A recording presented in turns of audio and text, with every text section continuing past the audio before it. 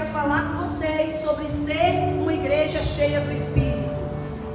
Atos 1:8, se você achou, diga glória a Deus.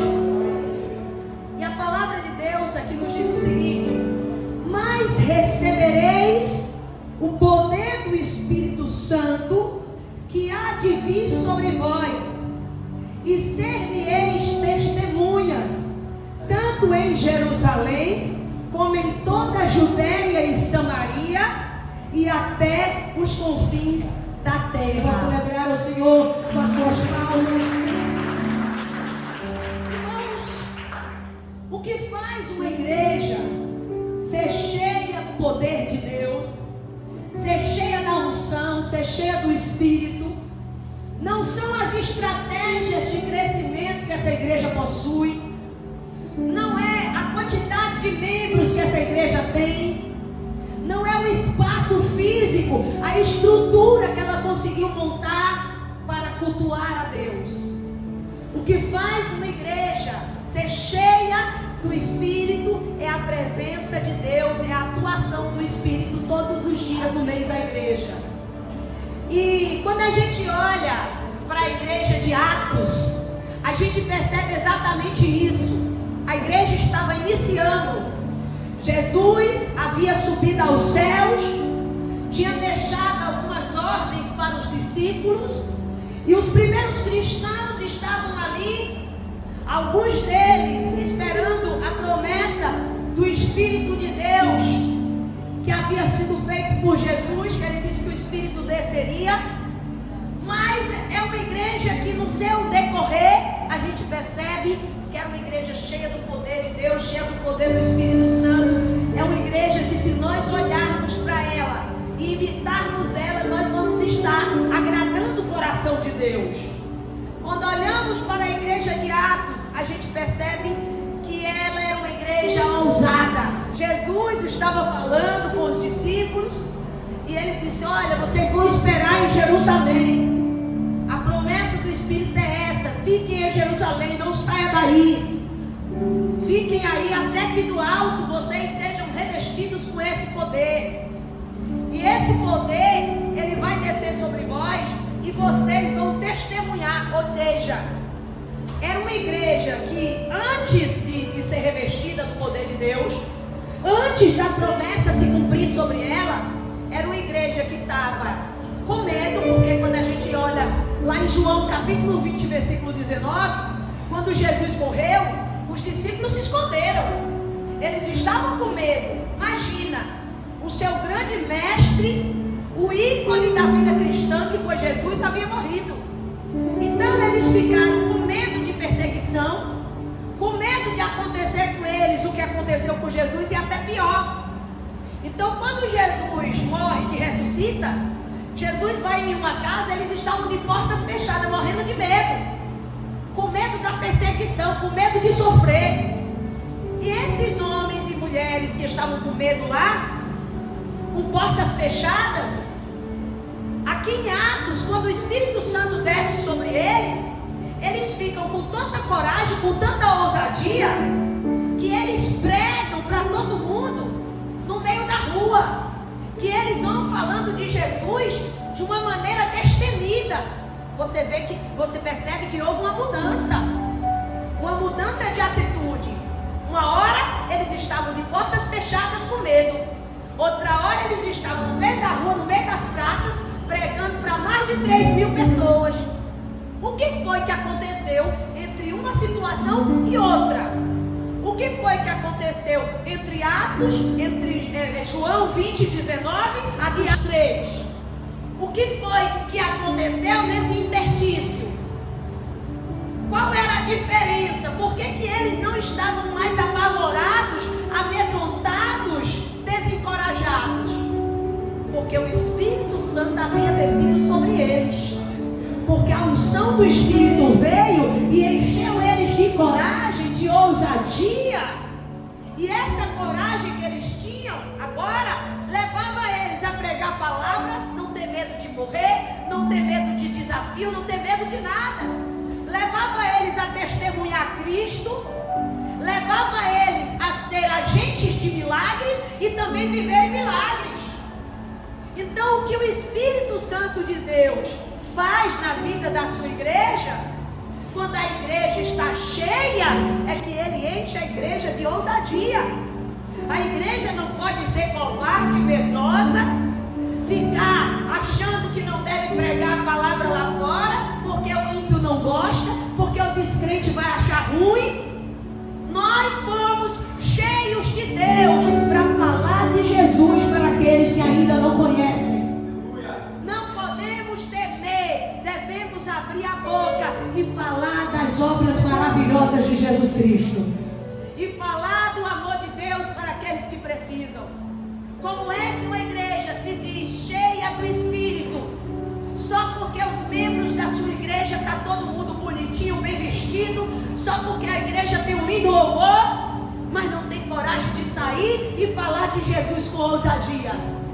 O que mostra que a igreja está cheia do Espírito não é porque ela é bonita, não é porque a igreja está cheia de gente, não. O que mostra que a igreja está cheia do Espírito é que ela tem coragem de sair das quatro paredes e levar o Evangelho a toda criatura, como a Bíblia manda. Não foi à toa que esse Espírito foi concedido a nós.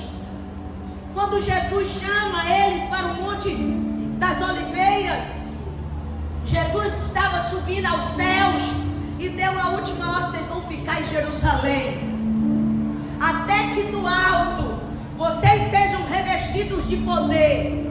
O Espírito venha encher vocês, venha transbordar vocês. Para quê? É para vocês ficarem só dentro da igreja lá falando em línguas? É só para vocês ficarem no pula-pula, no rodopio? Você vai ver que vai ter lugares que vai rodopiar, que vai pular.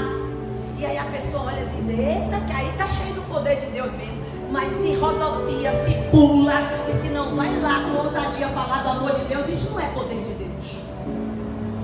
Isso pode ser emocionalismo. Tem muita gente que está movida somente pelas emoções. Eu não sou contra as emoções. Eu acredito que as emoções fazem parte da nossa vida, fazem parte de quem nós somos. É impossível adorar a Deus com tudo que somos se nós não adorarmos também emocionalmente. Por quê, pastora? Porque nós não somos só seres espirituais. Nós somos pessoas que temos um corpo, um espírito e uma alma. Essa alma tem emoções. Se eu vou adorar a Deus com tudo que tenho e com tudo que sou, eu vou adorar com o meu espírito e vou adorar com as minhas emoções também. A questão aqui, eu não estou dizendo que você não pode envolver a sua emoção na adoração. Não é isso. Eu estou querendo dizer que a emoção não pode predominar na adoração. Ela pode estar inclusa, envolvida. Mas quem domina, quem é predominante na adoração é o espírito e não a alma. Quem está entendendo, diga glória a Deus. Mas tem gente que na hora da adoração, ele deixa as emoções falarem mais alto até do que o espírito. E aí é que você vai ver tantas coisas. E olha que eu não sou contra tudo, não. Tem coisas que eu até gosto. Olha que eu não sou contra tudo, não. Mas sabe o que é que eu sou contra mesmo? É pessoas que ficam pulando, caindo, rodopiando, e na hora de abrir a boca para falar de Jesus não tem coragem. Só abre a boca, meu irmão, para falar mal da vida dos outros, mas não tem coragem, não tem ousadia para falar de Cristo. Não tem ousadia para levar esse evangelho. E a Bíblia diz: vocês receberão poder e vocês serão minhas testemunhas. O Espírito Santo encherá vocês. Vocês testemunharão do meu amor, da minha graça, da minha presença. Uma igreja cheia do Espírito. Essa é a igreja que eu tenho que ser. Segunda coisa, uma igreja cheia do Espírito é uma igreja cheia de unidade. A Bíblia aqui em Atos 2, eu vou pegar alguns textos de Atos. Atos capítulo 2 diz assim: cumprindo-se o dia de Pentecostes, estavam todos reunidos no mesmo lugar. O texto aqui está dizendo que o dia de Pentecostes veio e a igreja estava todo mundo ali reunido, pelo menos as 120 pessoas, todos que tinham que estar ali estavam ali, reunidos no mesmo lugar. Agora deixa eu fazer uma observação.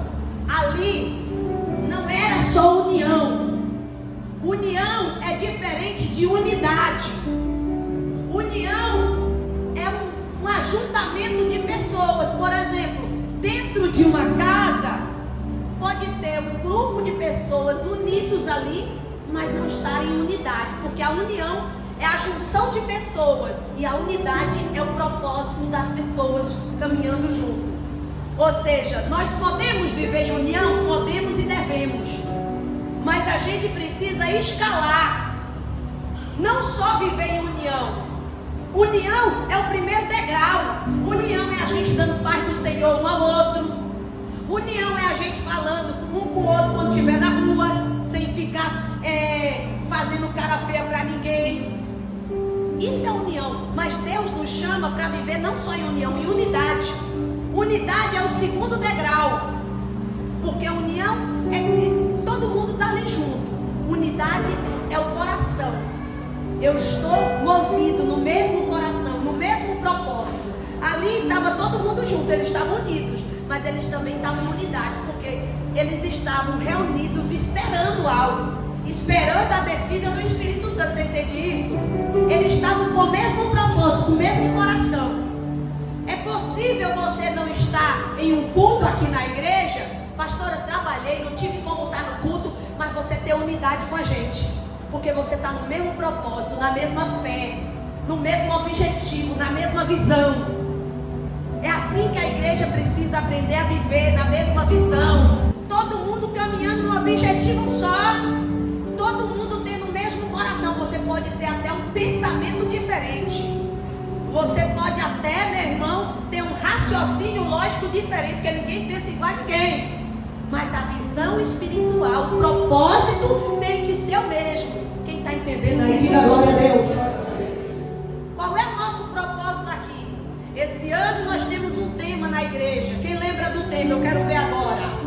Ninguém lembra do tema, gente? Porque se você não lembrasse, você já não estaria em unidade comigo. Avançando para o alvo. Diga de novo, qual é o nome do tema? Pronto. Você tem que estar na mesma visão da igreja. Caminhar junto, nós somos um corpo. Se a minha perna esquerda quiser ir para um lado e a perna direita quiser ir para outro, vai dar problema. O corpo não vai conseguir caminhar, avançar. O corpo só avança quando as pernas estão andando na direção certa.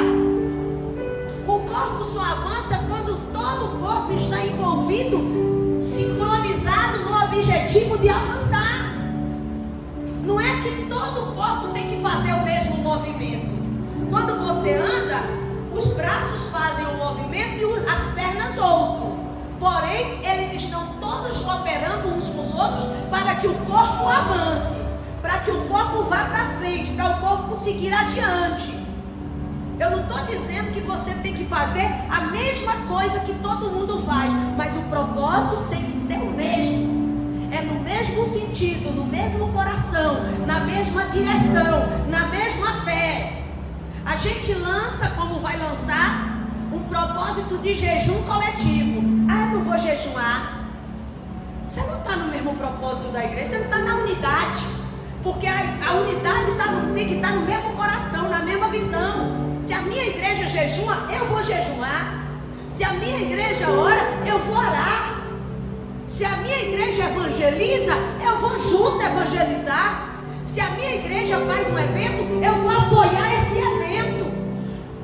A igreja precisa andar desta maneira. Não é só união, é unidade. União é bom, unidade é ainda melhor. Vamos viver em unidade, não. Vamos parar de querer inventar moda, não, porque eu acho que tem que ser dessa forma. Caminha junto com a igreja. Caminha no mesmo espírito, na mesma direção. na mesma fé. Aqui Ele me plantou, é aqui que eu florescerei. Você vai florescer aonde Deus plantou você. As pessoas podem até duvidarem da terra que você foi plantada, mas se Deus plantou aqui, você florescerá aqui.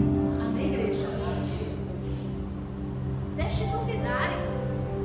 Não, se o homem plantou aqui, eu vou florescer aqui. Então vamos viver em unidade. Pensamento diferente cada um tem, claro, mas a visão tem que ser a mesma, o propósito tem que ser o mesmo. Você pode até pensar política de maneira diferente que eu penso. Você pode até pensar finanças diferente do que eu penso. Mas você tem que ter o mesmo objetivo no reino de Deus. Você tem que ter o mesmo propósito. É assim. Eu não estou chamando você para ser alienado. Pense igual a mim. Imagina todo mundo pensar igual. Eu estou dizendo, siga no mesmo propósito, no mesmo caminho, na mesma direção. Você é livre para pensar diferente, porque nós somos pessoas diferentes. Nós tivemos formações diferentes. Mas viva no mesmo sentido, na mesma direção. Então, eu quero ser uma igreja cheia do Espírito. Você tem que viver em unidade, porque onde há, meu irmão, desunião, e onde as pessoas não procuram viver em unidade, a líder não vai achar um ambiente propício para ele manifestar a glória dele, para ele fazer mais, para ali acontecer mais milagres, para ali ele se manifestar de uma forma espiritual na vida das pessoas. Então está na hora. Quero viver em unidade, que eu quero ver Deus encher mais, eu quero ver Deus fazer mais, porque eles já estavam vivendo em unidade, e quando eles recebem o Espírito, eles continuaram e até galgaram. A gente precisa entender isso. Uma igreja cheia do Espírito não é uma igreja dividida, não é uma igreja que cada um quer seguir um caminho diferente. Uma igreja cheia do Espírito é uma igreja que trabalha junto, é uma igreja que caminha junto, que cresce junto, que ama o reino junto, que coopera junto. É essa igreja que é cheia do Espírito. Outra coisa, uma igreja cheia do Espírito é uma igreja que vive em santidade. Abra em Gálatas 5,16. Uma igreja cheia do Espírito. Eu tenho que ser, pastor, essa igreja, eu tenho que ser essa pessoa cheia do Espírito. Mas você vai ter que viver em santidade. Olha o que diz aqui, Efésios, ou Gálatas, desculpa. Gálatas 5,16. Aí diz assim, Gálatas 5,16, ele diz: digo, porém, andai no Espírito, e não cumprireis a concupiscência da carne. Ou seja, ande no Espírito, e você não vai viver na vontade da carne. Ande no Espírito, e você não vai sair por aí vivendo de uma vida pecaminosa. Ande no Espírito, seja cheio do Espírito, e você não vai viver uma vida tortuosa. Porque quem anda no Espírito, quem está cheio do Espírito, ele não vai cumprir a concupiscência da carne, ele vai buscar a santidade do Espírito. Eu estou no Espírito e vivo fazendo coisas erradas? Eu estou cheio do Espírito, porque chegou aqui e disse que profetizou, e vive por aí falando mal do próximo, mentindo, enganando pessoas. Quem vive cheio do Espírito vai viver uma vida santa. 1 de Pedro 1,15-16. A Bíblia diz, Jesus falou: sede santo, porque eu sou santo. Ele te chamou, foi para uma vida de santidade. Quem está no Espírito vai andar dessa forma. Quem está cheio do Espírito, não é que a pessoa vai ser infalível, vai ser impecável. Nós ainda não chegamos nesse patamar. Um dia nós chegaremos a um nível de excelência, a um nível de santidade tamanha, que a gente não vai mais pecar. Mas nesse dia que a gente não pecar mais, Jesus leva a gente. Nesse dia que a gente não pecar mais, é aquele grande dia do nosso encontro com Deus, porque Ele está nos aperfeiçoando. porque Ele está nos moldando, porque nós somos um vaso na mão do oleiro, que Ele está trabalhando e fazendo de nós conforme o que Ele queira.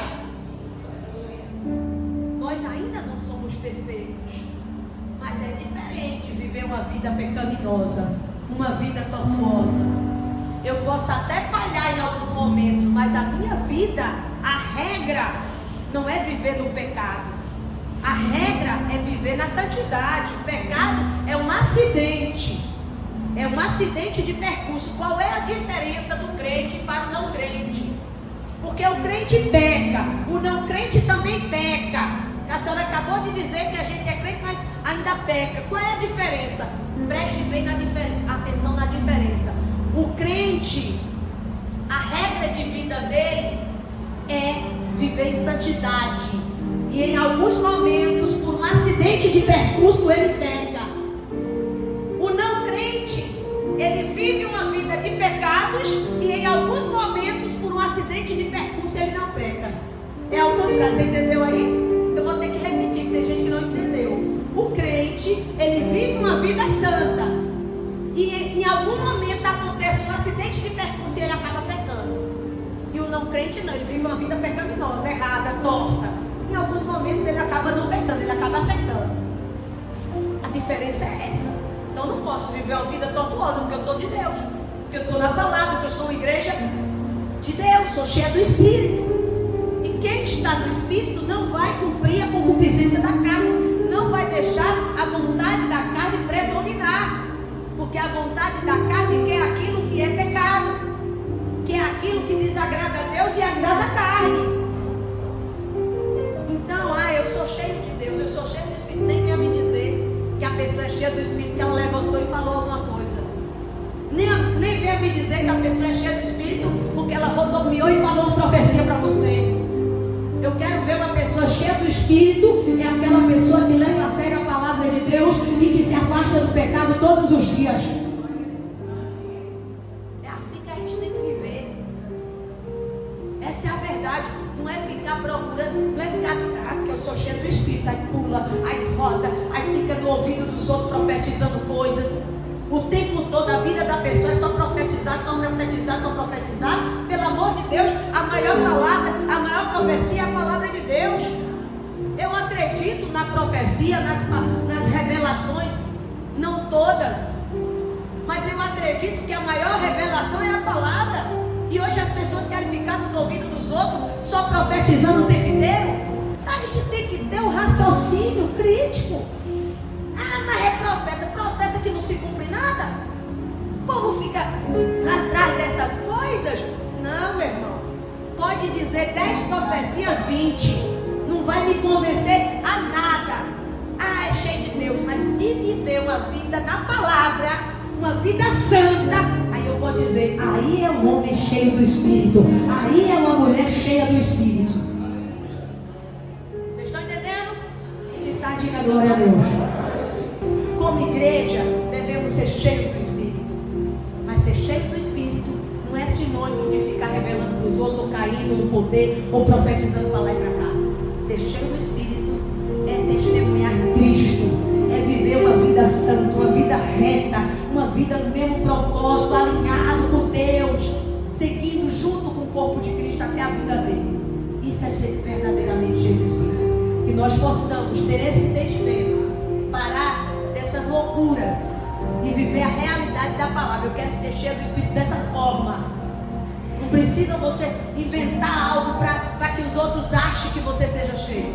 Basta você viver a palavra. Viva uma vida santa, porque assim você será um santo homem e uma santa mulher de Deus. Quem entendeu pode aplaudir Jesus.